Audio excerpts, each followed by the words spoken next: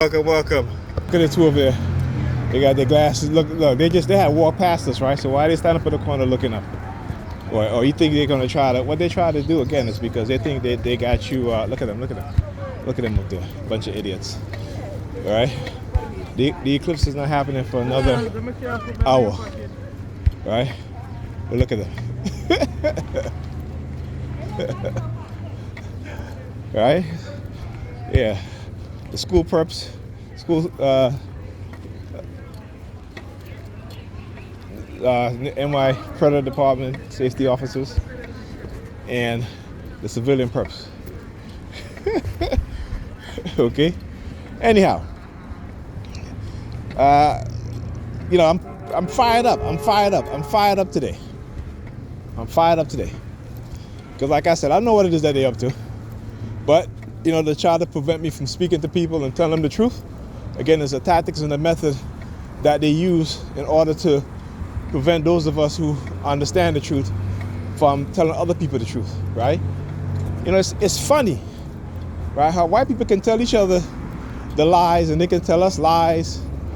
They can tell each other the truth, right? And they can hide the truth from us, right? Because, you can't, these Negroes, you can't tell them the truth. You can't let them know that, that they were black noble people in Europe, right?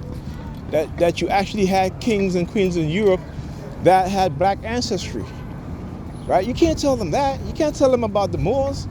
You can't tell them that it was because of black people is the reason why, that took us out of the dark ages twice, right? That gave us advanced technology, medicine. You can't tell the world that. You can't tell black people that.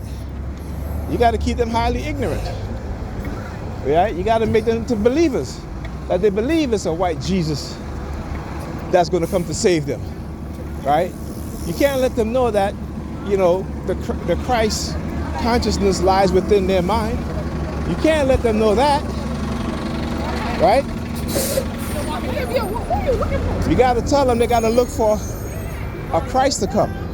They got to wait until a Christ to come. So your great grandmother waiting for Jesus, telling you Jesus is coming any day now, she dies. Your grandmother telling you that, or your great grandma, it's passed on the same bullshit to every generation. And every generation of believers claim that Jesus is coming back in their time, and the end of the world is coming. And they'll use natural phenomenon like what's happening today is the eclipse as some sort of sign, right? And the Bible say what? When Jesus come back, you'll see what? Signs and wonders. Well, guess what? There have been many eclipses, right?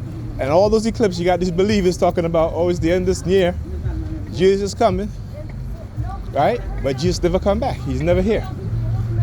So, and they're going to be upset, right? Because, again, what you're going to see is that the believers who claim that the end is near and the eclipse come, just like many others before who believe the end is coming and self-deleted themselves, right? Then when the event is over, what happened? The cognitive dissonance takes over and their mind is reset into the same programming. Okay? The end is near. The end is coming. The end is near. When you don't understand how the mind works, when you don't understand the mind can be programmed like a computer, then you don't know what you're talking about. And they will use whatever tactics, methods, excuses to engage in deception, lies, trickery, frame-up setups to keep those of us who know the truth from speaking the truth. Like I said, revolutionaries are not born with silver spoon in their mouths. Revolutionaries are born when people are oppressed, when they're being lied to, when they're being subjugated to all sort of brutality, right? And when knowledge is hidden from them. And so now when you find the knowledge, you find the truth, you want to share it to everybody. You're not sharing it to spread any sort of indoctrination. You're spreading the truth because you're telling the truth because your very own Bible said the truth will set you free.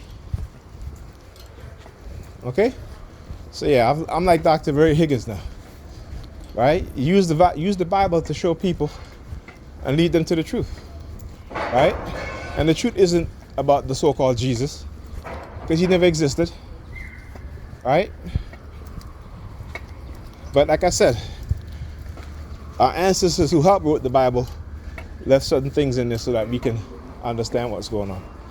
So eventually, hopefully, that some of us will be able to figure out what it is that they did and expose it. And yeah, I'll talk to you guys in the next video.